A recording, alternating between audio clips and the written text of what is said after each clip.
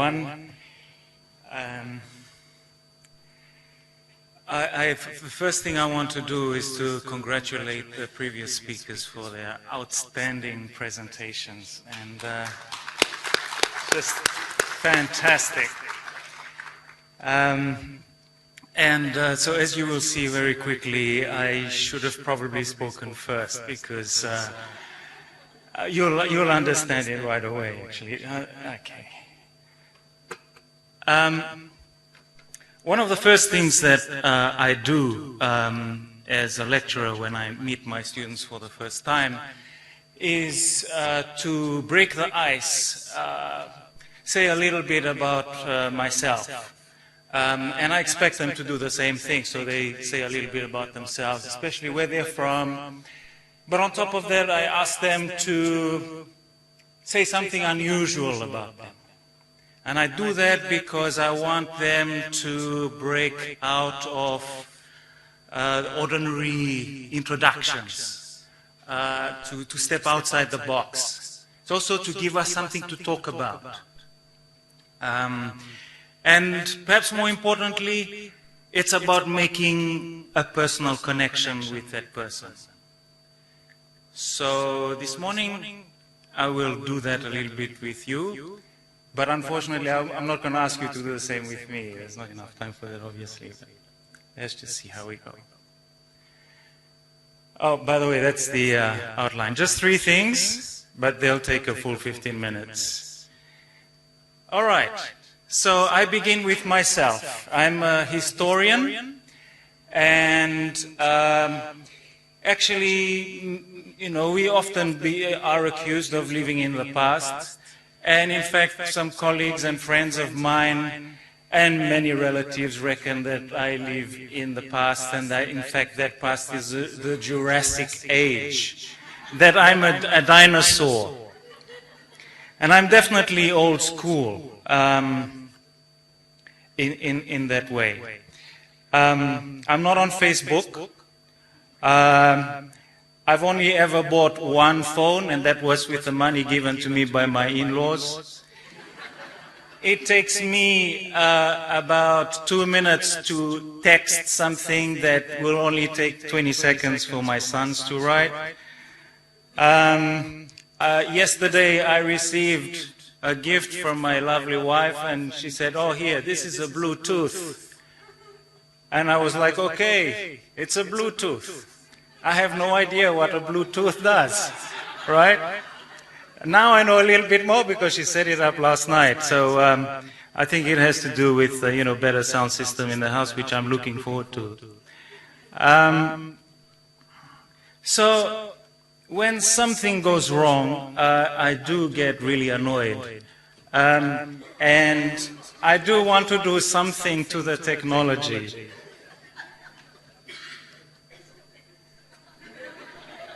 So it may be quite paradoxical that the university has asked me to speak on how to use ICT to improve learning.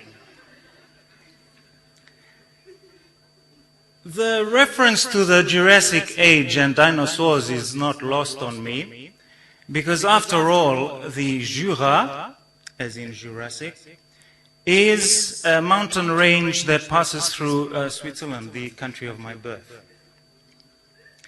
And traces of dinosaurs have been found in a little village called Courtedoux,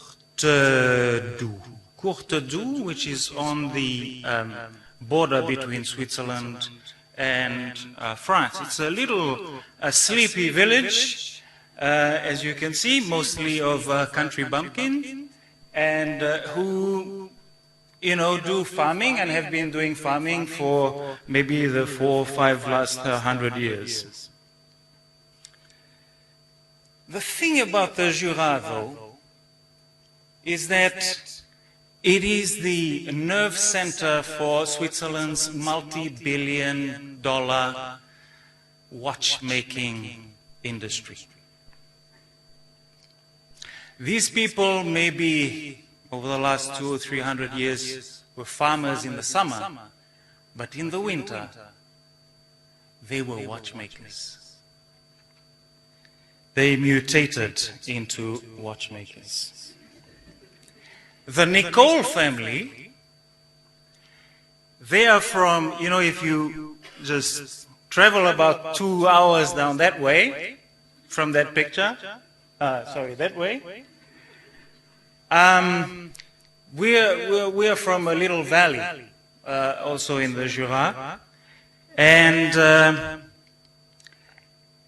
in my family we have some people who did watches. So my great-great-great-great-grandfather, so going 6 generations back from me, was a man by, well, no, actually was the first cousins with this person here, Adolphe Nicole, who in the early 1840s invented one of the first chronographs. So that's something a little bit unusual about me. And unfortunately, I've inherited none of the aptitude for science and technology. Obviously, I'm not here to talk about dinosaurs and Swiss watches.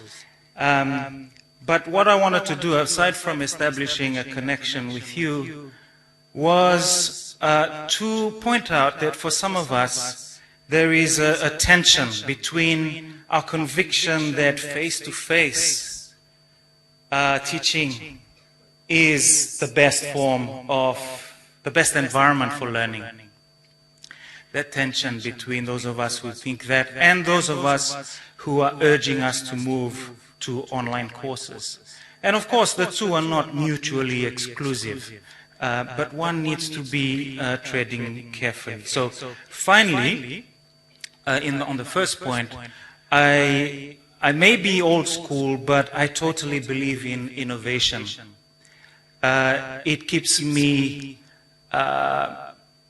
on my toes, and it prevents, I think, complacency. It also encourages me to look forward to renewal, to actually engage in renewal, and that renewal is really important to fuel my enthusiasm.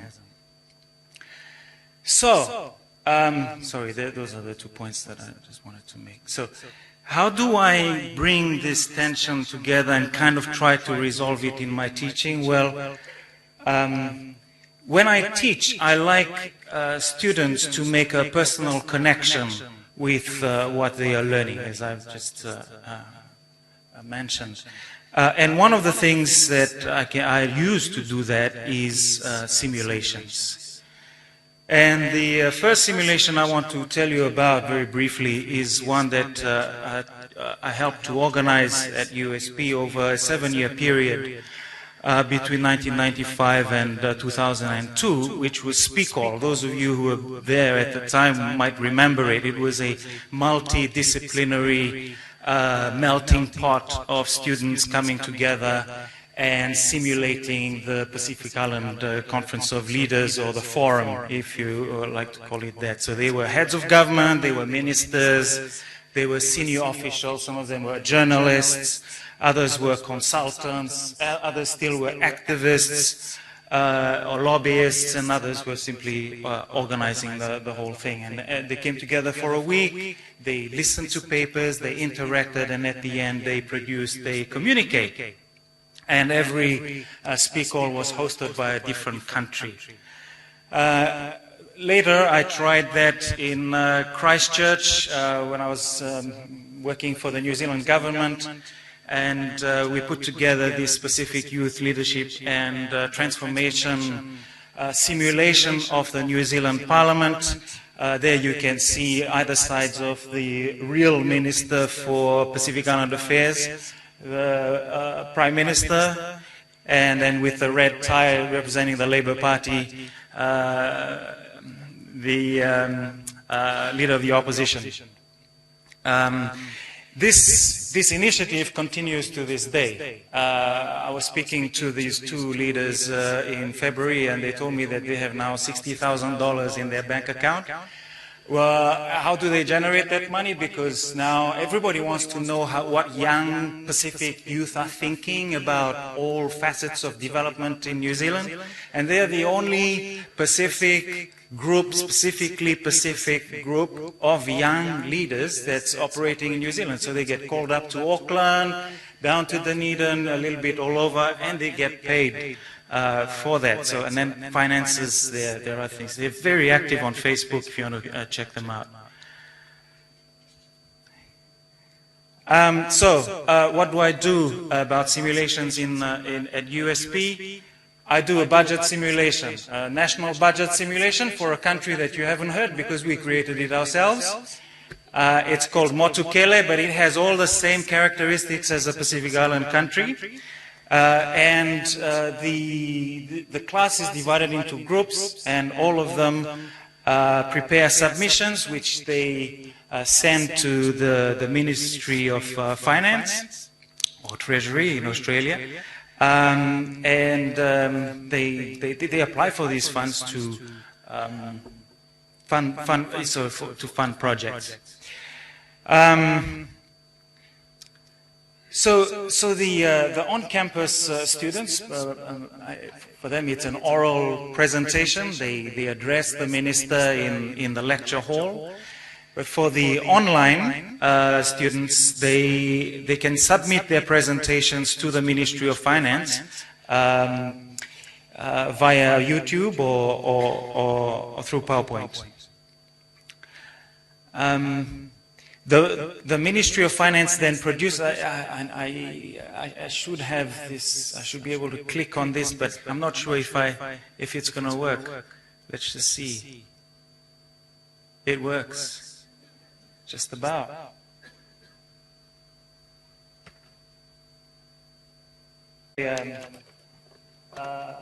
Interaction between the members of the Ministry of Agriculture and Natural Resources around this presentation that they need to produce. And so you have the group leader, fantastic group leader from Tonga, Inoke Halafihi, who says, look, you know, have a look at this. This is an example, a sample from last year. This is what they did for the Ministry of Culture. I suggest that we use the same as a model. Then there's interaction.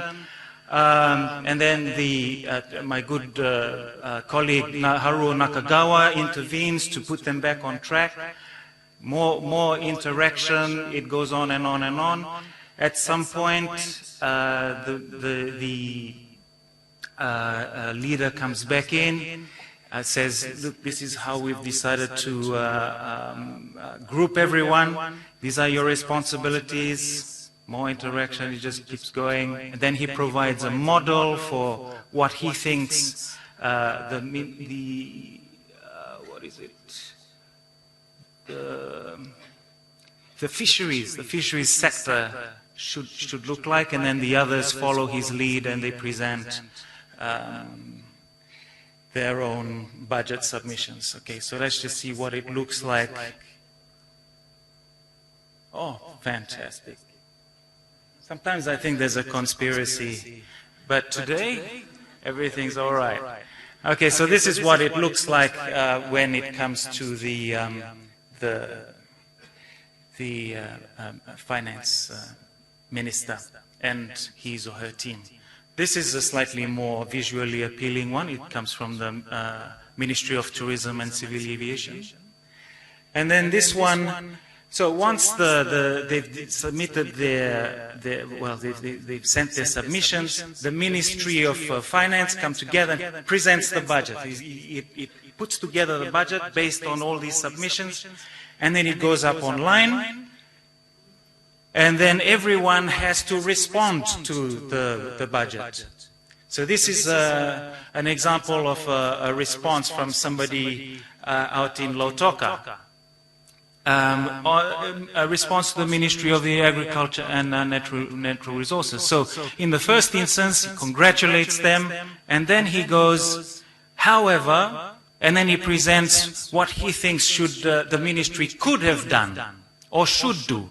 And if you have a quick read through the bits that have been underlined, you'll see that this response really shows how this exercise is cross-disciplinary. Many different students from many different backgrounds coming together, learning together, appraising one another's work, contributing to their understanding of the whole problem, developing critical thinking skills, debating, and generating their own knowledge. This is not my own knowledge. I don't know the thing that he mentioned there at the bottom, that idea. I could not teach this in a classroom. This is something that is generated by the students on their own. And I think it's great. Okay. So I'm going to go quickly on to the second example, which is debates. It's a lot of this is the same thing. It's basically people coming together. This one is a debate around political ideologies. Political ideology is really difficult to teach. It's very dry. But there's nothing quite like creating a debating chamber, even if it's online. Because, as you will see, people embrace the ideology that they have to defend. They begin to develop arguments as to why their ideology is really important. So here you have a person that's come in a bit late because of T.C. Winston. She's been out of electricity. But she says, look, I want to contribute something. Number one, an image. She contributes that image. And then she says, these are two arguments that we could use to promote the ideology of conservatism amongst our, to the rest of the class. And then the group leader comes back and says, "Oh, thank you. Sorry about your problems post Winston. Look, I really appreciate that. Can somebody in the group find a picture about Edmund Burke and other conservative theorists, because it'll help make our presentation look better." So asking people to come in and support one another to make the entire outcome better for everyone. And then the debate takes place. They submit all their PowerPoints. These are the ones online. Obviously, the face-to-face is the live debate. And then they come back and there's an online conversation. So the debate continues online. This person is a Fiji-based blended mode student, and she writes, "Oh, thank you for this, interesting points. However," then she presents an alternative position. And then again, she's contributing new knowledge, stuff that she knows she has acquired from other sources, to enrich the conversation and collective knowledge.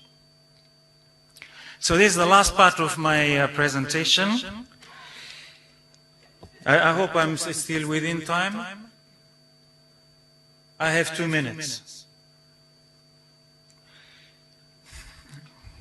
We'll try.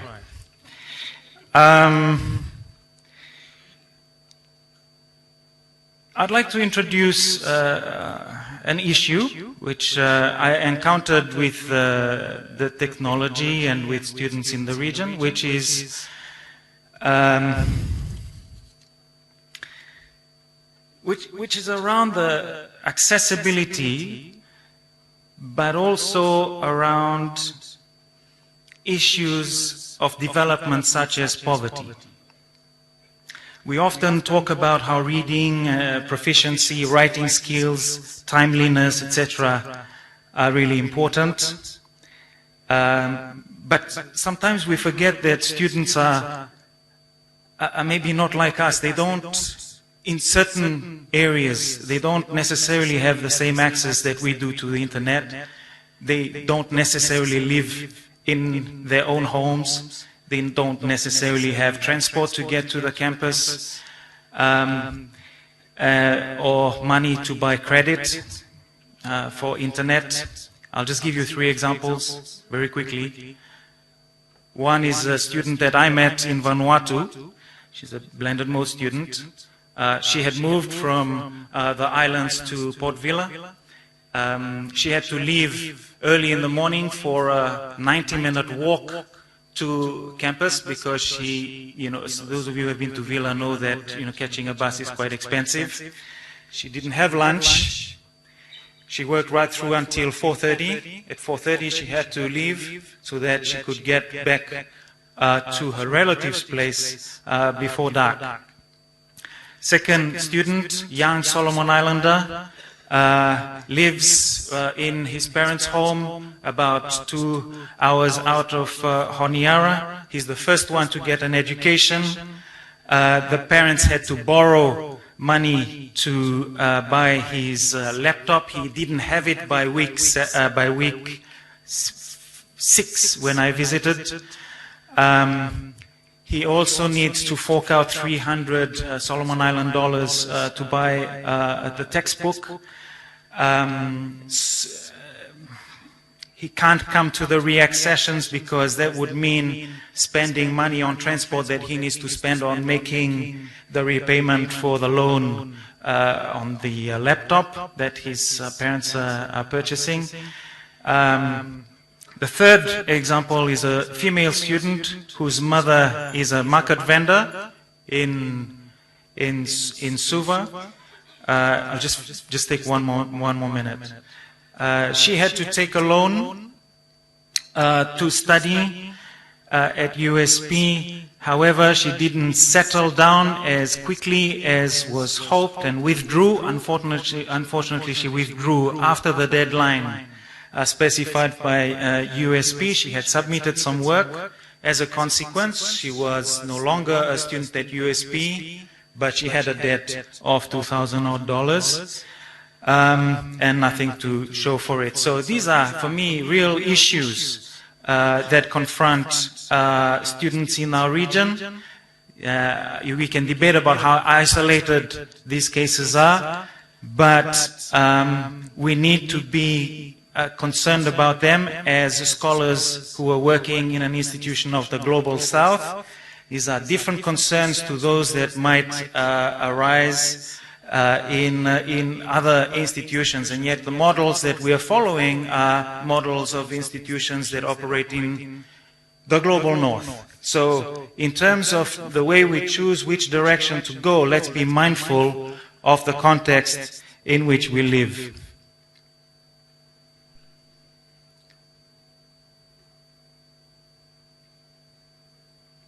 I think we should be asking ourselves the question, how can ICT benefit, how can it help us redress the imbalances that some of our students, in fact a large minority at best of our students are facing, so that we can truly live up to the wonderful vision that Nelson Mandela has of education, and that is the most powerful weapon that can be used to change the world.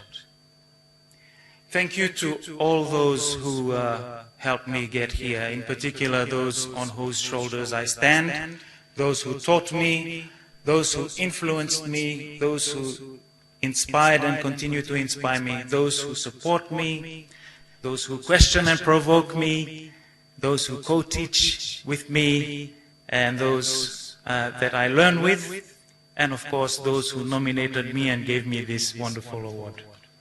Thank you all.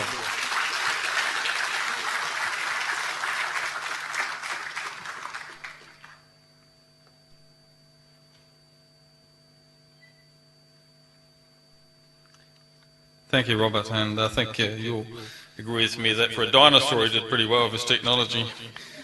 The only suggestion I'd have is around the level playing field. You could have used the Australia All Blacks test match as another example of a non-level playing field, but I'm biased. So I'd now like to ask Dr. Nathan Wiles from FSTE to give his presentation.